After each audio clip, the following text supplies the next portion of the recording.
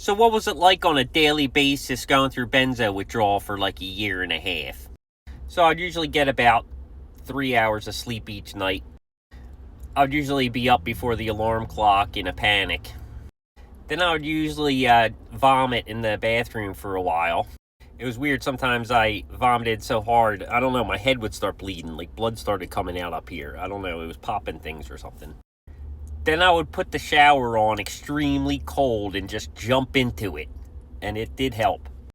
Then I would get ready for work and I would, I wouldn't be able to eat, of course. Forget that. But I would also wear my Emeterm anti-nausea wristband. It's kind of like a watch, but you charge it and everything, and it shoots an electrical pulse into your wrist. I kind of liked it. It might be placebo, but if anything, it's distracting you because you keep feeling this little shock go into your wrist. So it's pretty decent to get through the nausea throughout the day.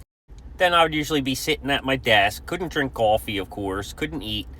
Sometimes I was just sipping on hot water, to be honest. And in the corner of my eye, right through the glass, I could always see my boss, and she could see me. I could see her looking at me in the corner of my eye, and I was sitting there shaking and, just suffering. But what are you going to do? What is anyone going to do? They ask, are you okay? I'm like, yeah, I'm okay.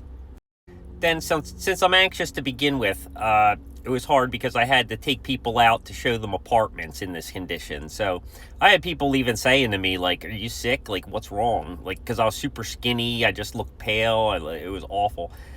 But I would have to show them around apartments. And, I just toughed it out for as long as I could. Eventually, I just knew I couldn't take it. I couldn't keep going back, month after month feeling like that. It was torturous. So I stopped and I started doing DoorDash, which helps a lot because I could do it when I wanted to do it, when I felt like I could do it. And, the flexibility was great. It's not great money, but, it's something. Then at lunchtime, I would try to eat. I guess I would try to eat like as fast as I could. And then I would eat in my car by myself. And then, after I ate, I would take a walk. Every time I would take a walk because it was great, because I needed the fresh air. I needed the little bit of exercise, really helped. And then the rest of the day wasn't so bad. But, it's weird because that feeling you have in the morning, it's almost like that cortisol, adrenaline rush, morning anxiety. That didn't go away sometimes till late at night. And then finally at night, I would be able to settle down a little bit. And then, my body was so exhausted at that point, I couldn't fall asleep, but it would just like turn itself off and I would be asleep. And then it would repeat the next day.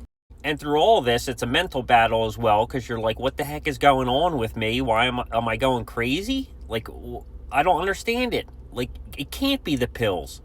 But yeah, they're super powerful. Even 0.25 milligrams, it's enough to do damage. 2.5 milligrams of Xanax or Klonopin or Ativan. It's enough to do damage if you do them long-term daily use. And long-term would be anything over like a couple weeks. So if you need anything, DM me. I don't really read the comments too much. I try to, but there's a lot that come through. Try to keep it positive.